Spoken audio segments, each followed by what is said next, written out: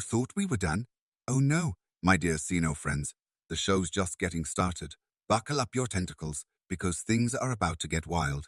The galactic sports arena buzzed with an excitement that could only be described as, well, alien. Beings from all corners of the known universe had gathered to witness what was being touted as the event of the cycle, the first ever inclusion of the newly discovered species called humans in the intergalactic Olympics. Now, you might be wondering, what's so special about these humans? Well, let me tell you, they're not your average bipedal life forms. No, siree. These creatures hail from a little blue marble they call Earth, classified as, wait for it, a death world. Yes, you heard that right. A death world. Cue dramatic gasps and fainting alien spectators. For those of you who've been living under a Jovian moon, death worlds are planets with environmental conditions so harsh that most species would find them uninhabitable.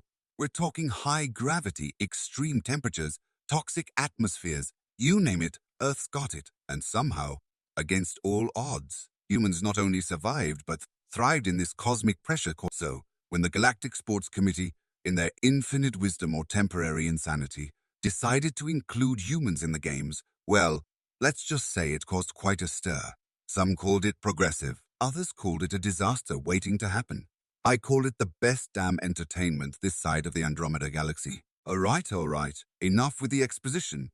Let's get this show on the road. The arena was a marvel of xenoengineering, capable of simulating various planetary conditions to ensure fair play for all participants. As the first event was about to begin, the anticipation in the air was thicker than a blob's hide.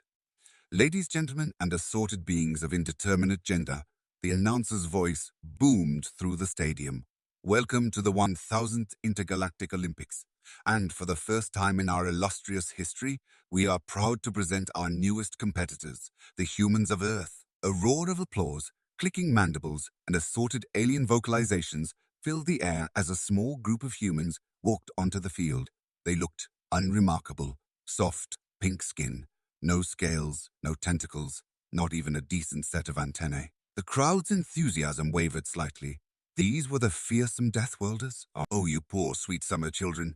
You have no idea what you're in for. The first event was the high jump. A Regillion took the lead, its gossamer wings propelling it to an impressive height of 15 meters. The crowd went wild. An Alterian followed, using its powerful legs to reach 18 meters. More cheers. Then, it was humanity's turn. A lanky human male stepped up, bouncing slightly on his feet. He took a deep breath, ran forward, and, "Great galactic core!" the announcer screamed. "He's cleared 25 meters." The stadium fell silent, then erupted in chaos. "Impossible? Must be some sort of trick. Check them for hidden propulsion devices." The human, oblivious to the uproar, simply dusted off his hands and gave a modest shrug. Not my best. The gravity here is a bit wonky, and that, my friends, was just the appetizer. The main course was yet to come.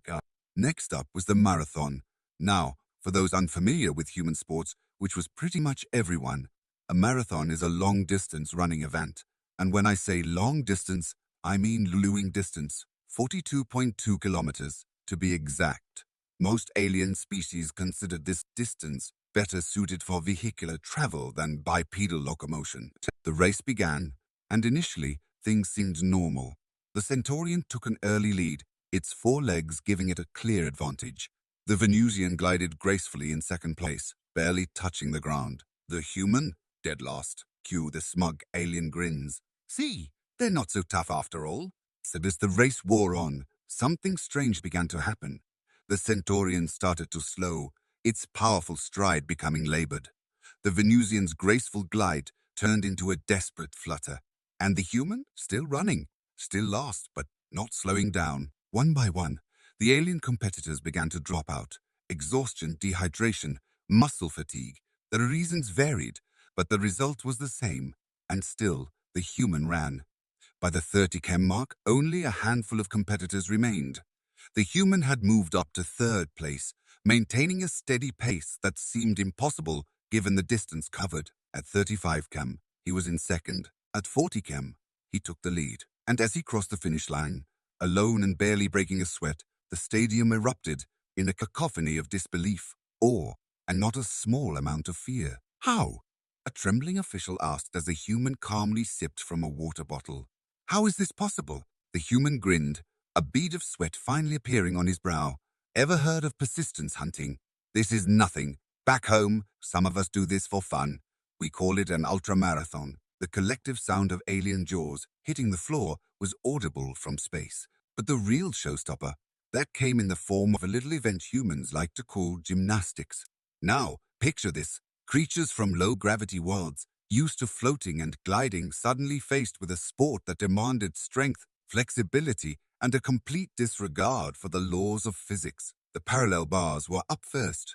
A Mercurian talked to the apparatus, its fluid form allowing for some impressive contortions. The crowd oohed and ahed as it twisted and turned, defying gravity in a display of alien grace. Then, a human female stepped up. She was tiny, even by human standards, but there was a coiled power in her frame that made the alien spectators lean forward in anticipation. She chalked her hands, took a deep breath, and launched herself at the bars. What followed can only be described as a middle finger to the very concept of gravity. She swung, she flipped, she pirouetted in midair. Her body became a blur of motion, defying every expectation of what a being from a high-gravity world should be capable of. And then came the dismount. She released the bars, soared through the air, spun so fast she became a human drill, and then stuck. Landing, not a wobble, not a step out of place. Just a perfect physics-defying landing that left the entire stadium in stunned silence. For a moment, you could have heard a pin drop. Then, as if a dam had broken, the arena exploded in cheers, screams, and what can only be described as religious ecstasy from some of the more enthusiastic spectators. By the cosmic eggs of Psylocke, the announcer bellowed, having long since abandoned any pretense of professional detachment. What in the name of all that is holy did we just witness? The human gymnast, for her part, simply gave a small wave and trotted off the mat, leaving behind a sea of slack-jawed aliens and more than a few existential crises. Oh, but we're not done yet, folks. Not by a long shot. As the games progressed, it became clear that humans weren't just participating. They were rewriting the entire concept of what was physically possible. The shot put, a human casually tossed it, twice as far as the previous galactic record, the 100-meter dash. Let's just say some aliens were still looking for their eyeballs after they popped out from the sheer speed. But it wasn't just raw power and speed that left the aliens in awe. Oh no, it was the sheer variety of skills humans brought to the table. Take, for example, the introduction of a little human pastime called parkour to the obstacle course event. The standard obstacle course was designed to test a wide range of alien physiologies.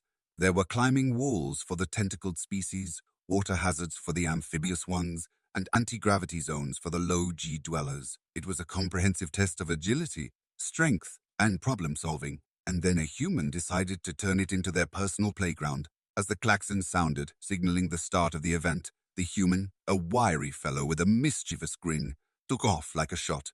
But instead of following the designated path, he seemed to be making up his own route on the fly. He vaulted over walls meant to be climbed, ricocheted off vertical surfaces in ways that made physicists weep, and treated every obstacle not as a challenge to be overcome, but as a launch pad to the next impossible feat. The alien spectators watched in mixed horror and fascination as the human pinballed his way through the course, his body moving in ways that seemed to defy the very laws of biomechanics. More than one alien medic was on standby, certain that at any moment they'd be treating a very broken human. But the human never faltered. He flipped, rolled, and leapt his way through the course with a fluidity that made it look less like a competition and more like a choreographed dance with gravity itself. As he crossed the finish line, in record time, naturally, the stadium erupted in a mixture of cheers, confused screaming, and what sounded suspiciously like mating calls from some of the more impressed species. Inconceivable, the announcer shrieked, having long since given up on maintaining any semblance of composure. That's not, you can't, what even is a Kong vault? The human, breathing heavily but grinning from ear to ear, simply shrugged. Just a bit of parkour, mate. You should see what we do in the urban jungles back home. At this point, I'm pretty sure half the alien species were considering retiring from competitive sports altogether. But oh, we were just getting warmed up. You see, While the physical feats were impressive enough, it was the more unconventional human sports that really threw the galactic community for a loop. Case in point, the introduction of what humans called extreme sports. Now, you might be thinking, weren't all the previous events extreme enough? Oh, you sweet summer xenomorph, you have no idea.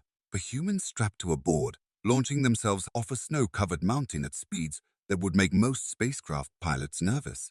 They call it snowboarding, and it's apparently something they do for fun. The event was held in a specially constructed cryo-arena, simulating the snowy conditions of Earth's mountains. As the first human competitor prepared to descend, the alien spectators watched with a mixture of fascination and horror. Surely, this is some form of execution, a Regelian diplomat muttered, his eye stalks quivering in distress. But no, it was just another Tuesday for the human snowboarder.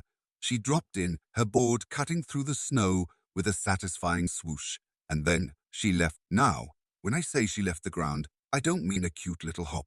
No, this mad human launched herself into the air, spinning and twisting in ways that made even the most acrobatic of alien species feel dizzy. She grabbed her board mid-flip, contorted her body into impossible shapes, and then somehow managed to land back on the snow and continue her descent as if she hadn't just spit in the face of several laws of physics. The stadium went dead silent.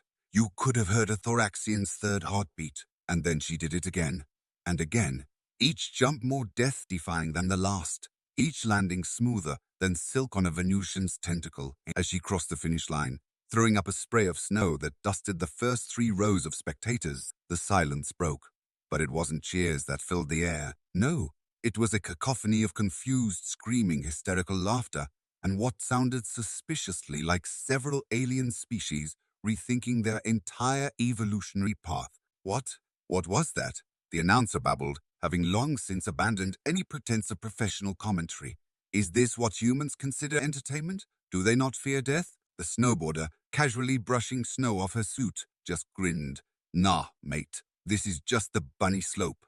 You should see what we do in the backcountry. I swear, I saw at least 3 different species faint on the spot. But wait, there's more. Just when the alien spectators thought they had seen it all, the humans decided to introduce them to a little thing called mixed martial arts. Now, combat sports weren't entirely foreign to the galactic community. Many species had ritualized forms of combat or tests of strength, but nothing could have prepared them for the gladiatorial spectacle that is M8. The arena was reconfigured into an octagonal cage, a sight that already had many of the more pacifistic species clutching their various appendages in worry. 2 humans entered, a male and a female, both looking as if they had been chiseled from the very bedrock of their death world. Ladies, gentlemen, and beings of indeterminate configuration, the announcer began, his voice trembling slightly. What you are about to witness is a sport from Earth called mixed martial arts.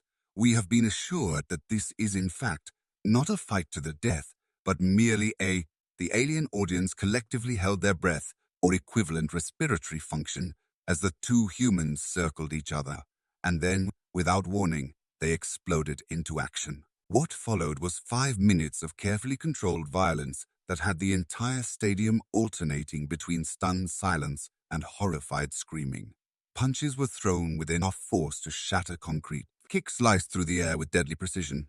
The 2 humans grappled and twisted each other into positions that made even the most flexible of alien physiologies wince in sympathy. Oh, sweet merciful Nebula, the announcer wailed. They're trying to remove each other's limbs. Someone stop this madness. But just as security was about to intervene, the round ended. The 2 combatants, bruised and bloodied but grinning like maniacs, touched gloves in a show of respect before returning to their corners. Wait, they're going to do this again? A Zeta Reticulan squeaked, all 4 of its eyes wide with disbelief. Indeed they were. For 2 more rounds, the humans continued their ballet of brutality, showcasing a level of endurance, strength, and sheer stubbornness that left the alien audience in awe and terror. When it was finally over, the 2 fighters embraced, congratulating each other on a good match. They were battered, bruised, and looked like they had gone 10 rounds with a Kraxan beast. And yet, they were smiling. This is how they relax. A Andromedan diplomat asked weakly, his tentacles curled protectively around his body. "Nah, mate," one of the fighters said, overhearing the comment. "This is how we have fun. You should see what we do when we're serious." I'm pretty sure I saw several alien species making plans to fortify their home planets after that display. But perhaps the most mind-bending demonstration of human capabilities came not from their physical prowess, but from their sheer audacity and creativity. I present to you the human sport of cheese rolling. Yes, you read that correctly. Cheese rolling. When the event was first announced, most alien species assumed it was some sort of translation error. Surely, these Deathworlders couldn't have a sport centered around a dairy product. Oh, how wrong they were. The event took place on a specially constructed hill, steep enough to make most alien species nauseous just looking at it. At the top of this hill, a human stood, holding what appeared to be a large wheel of cheese. "What we're about to witness," the announcer explained, his voice a mixture of confusion and resignation, "is apparently a traditional sport from a region of Earth called Gloucester. The human will release the cheese wheel, and then they will chase it down the hill." "A collective what?" echoed through the stadium. But before anyone could voice their confusion, the human at the top of the hill gave the cheese wheel a mighty push. The dairy projectile took off like a shot, bouncing and rolling down the treacherous incline at speeds that could make a Thoraxian speedster jealous. And then, to the horror and fascination of every alien present, the human dove after it. What followed can only be described as controlled chaos. The human tumbled, rolled, and bounced down the hill in pursuit of the runaway cheese, their body contorting in ways that made even the most flexible molluscan wince. It was less of a race and more of a mutual agreement between human and gravity to temporarily suspend the laws of physics. By the 7 moons of Silox, the announcer shrieked, having long since abandoned any pretense of professional detachment. The human is actually gaining on the cheese. I repeat, the bipedal mammal is outracing a wheel of fermented lactose down a near vertical incline. The alien audience watched in a mixture of horror and awe as the human pinballed their way down the hill, somehow managing to avoid breaking every bone in their body. As they neared the bottom, in a feat of acrobatics that would make a centauri gymnast weep, the human launched themselves forward, arms outstretched, and caught the cheese. The stadium erupted in a cacophony of cheers, screams, and what sounded suspiciously like several species reconsidering their place in the galactic hierarchy. As the humans stood up, muddy, bruised but triumphantly clutching their dairy prize, a Zeta Reticulan diplomat turned to his colleague, all 4 eyes wide with disbelief. "Tell me," he said weakly, "is it too late to reconsider our non-aggression pact with Earth?" "Oh, but the fun was just getting started, folks. Hold on to your tentacles, because things are about to get weird." Next up on the docket was a charming little human pastime known as parkour. Now, you might be thinking, didn't we already see this in the obstacle course? Oh, my sweet summer's xenomorph, you ain't seen nothing yet. The event was set in a specially constructed urban environment, complete with walls, railings, and gaps between buildings that would make any sane being call for a nice, safe hover transport. But humans? They looked at this concrete jungle like kids in a candy store. As the first human competitor stepped up to the starting line, an expectant hush fell over the crowd. The klaxon sounded and, holy supernova, the human took off like a shot, but instead of running along the designated path, they seemed to be using every surface as a potential launch pad. They vaulted over walls, ricocheted off vertical surfaces, and leapt across gaps that had several low-gravity species reaching for their sick bags. "What in the name of the galactic core is happening?" the announcer bellowed, his voice a mixture of awe and existential dread. "The human is treating gravity like it's a polite suggestion rather than a fundamental force." Indeed, the parkour athlete was putting on a display that had physicists in the audience furiously scribbling notes and questioning their entire careers. They flipped, rolled, and catapulted themselves through the course with a fluidity that made it look less like a sport and more like a dance with the very fabric of space-time. As they crossed the finish line, in a time that had the official timekeeper double and triple checking their equipment, the stadium erupted in a mixture of cheers, confused screaming, and what sounded suspiciously like mating calls from some of the more impressed species. The human, barely out of breath, gave a casual shrug. "Hey, it was all right. You should see what we do in actual cities. This is just the kiddie version." At this point, I'm pretty sure half the alien species were considering retiring from evolutionary competition altogether. But oh, we were just getting warmed up. Now, you might be thinking, surely, these humans can't possibly have any more surprises up their sleeves. Oh, you poor, naive extraterrestrial. Allow me to introduce you to the wonderful world of extreme ironing. Yes, you read that correctly. Extreme ironing. When the event was first announced, most alien species assumed it was some sort of translation error. Surely, these Deathworlders couldn't have combined domestic chores with life-threatening situations. Oh, how wrong they were. The event took place in a variety of locations around the stadium, each more precarious than the last. Sheer cliff faces, underwater chambers, even a zero-gravity zone, all equipped with ironing boards and a pile of wrinkled clothes. As the first human competitors stepped up, iron in hand and a manic gleam in their eye, the alien audience watched in fascinated horror. What we are about to witness, the announcer explained, his voice a mixture of confusion and resignation, is apparently a sport where humans attempt to remove wrinkles from fabric while in extreme and dangerous situations. I have no words. The human took a deep breath, secured their safety harness, and promptly launched themselves off the top of a 100-meter cliff. As they plummeted towards the ground, they calmly unfolded their ironing board, attached it to their harness, and began to press a pair of trousers. The stadium went so quiet, you could have heard a thoraxian's third heart skip a beat. Great Galactic Core! The announcer screamed, professionalism long since abandoned. They're actually doing it. They're ironing mid-freefall. Is this what passes for entertainment on Earth? Indeed it was. As the human neared the ground, they completed their ironing with a flourish, folded the board, and executed a perfect landing. They held up the now crease-free trousers triumphantly, to the stunned silence of the alien audience. And then, because apparently one death-defying act of domestic prowess wasn't enough, they moved on to the underwater ironing station. As the human donned scuba gear and submerged themselves, ironing board and wrinkled shirt in tow, a Regelian diplomat turned to his colleague, eye stalks quivering in distress. I think, he said weakly, we may have underestimated the human's capacity for combining the mundane with the insane. Oh, but we're not done yet, folks. Not by a long shot. Just when the alien spectators thought they had seen it all, the humans decided to introduce them to a little thing called Quidditch. Now, you might be thinking, isn't that the fictional sport from those human entertainment modules about the adolescent magic user? And you'd be right. But here's the kicker. Humans decided to make it real. Well, as real as you can make a sport that originally involved flying broomsticks. The field was set up with hoops at either end, and the human players were equipped with broomsticks, firmly ground-bound, much to the relief of the safety committee. But it was the sheer chaos of the game that had the alien audience in a tizzy. Multiple balls in play at once, players tackling each other while trying to maintain the dignified posture of straddling a cleaning implement, and a small golden-clad human running around as the embodiment of the snitch. It was madness, glorious, incomprehensible madness. What is happening? The announcer babbled, having given up on understanding and simply embracing the confusion. There are humans hitting balls at other humans, humans throwing balls through hoops, and is that human wearing wings? Why is he running away from everyone? The game raged on, a whirlwind of activity that had even the most attentive alien spectators struggling to keep up.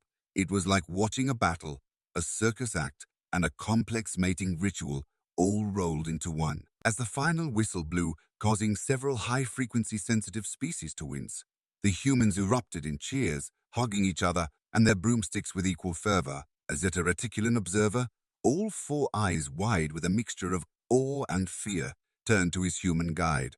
This is based on a children's entertainment module. What do adult humans do for fun? Juggle supernovas. The human just grinned.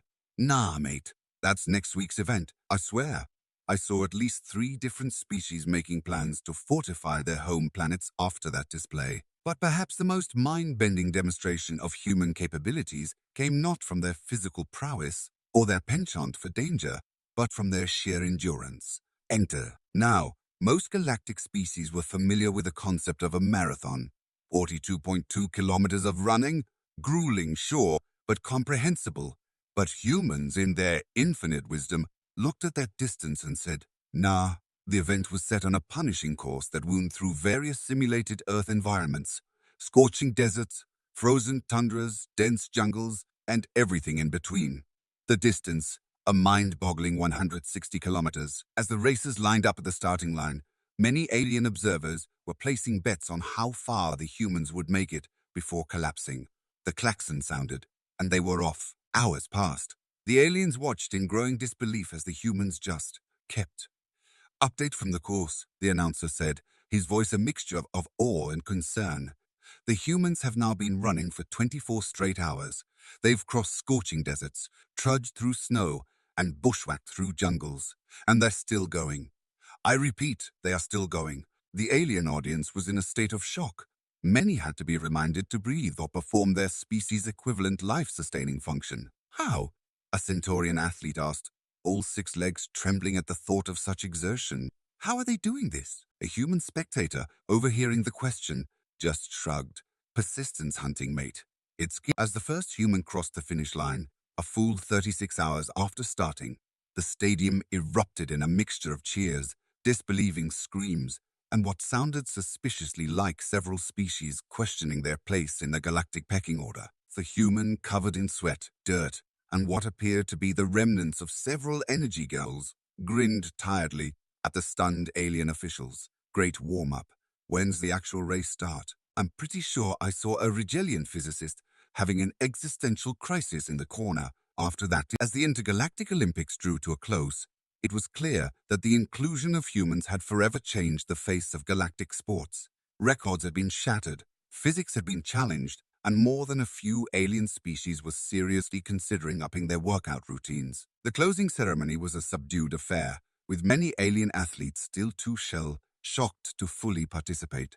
As the human delegation took their place on the stage, their medal count so high it required scientific notation to properly express, an awed hush fell over the stadium. The Supreme Galactic Sports Commissioner, a being of pure energy and usually unflappable composure, floated up to the microphone.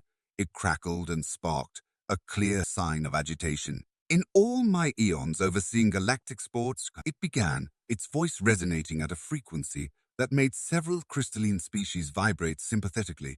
I have never witnessed such a display of athletic prowess, blatant disregard for personal safety, and creative interpretation of the laws of physics. The human delegation beamed proudly. You have pushed the boundaries of what we thought possible, the commissioner continued. You have redefined the very concept of sport. You have. It paused, its energy form flickering in what could only be described as a cosmic gulp. You have both terrified and inspired us. A cheer went up from the human section, while the rest of the stadium alternated between applause and nervous glances at the nearest exits. And so, the commissioner concluded, it is with great pleasure and no small amount of trepidation that I declare Earth to be the host of the next Intergalactic Olympics. The human delegation erupted in cheers. The rest of the stadium erupted in a mixture of excited chatter, panicked screaming, and what sounded suspiciously like several species making plans to mysteriously lose their invitations to Earth. As the ceremony concluded and the various delegations began to depart, a Zeta Reticulan diplomat sidled up to his human counterpart. I must ask, he said, all 4 eyes blinking rapidly in confusion, is there anything you humans don't turn into a sport? The human grinned, a twinkle in their eye that made the Zeta Reticulan's exoskeleton crawl. Well, they said, there's this thing called extreme ironing we didn't get to show you. The Zeta Reticulan's scream could be heard halfway across the galaxy, and so, as the first Intergalactic Olympics to include humans came to a close, one thing was abundantly clear. The galaxy would never be the same again. Deathworlders had arrived on the galactic stage, and they had brought with them a unique blend of athleticism, insanity, and an unhealthy disregard for the concept of impossible. As for the humans, they were already planning how to make the next Olympics even more extreme.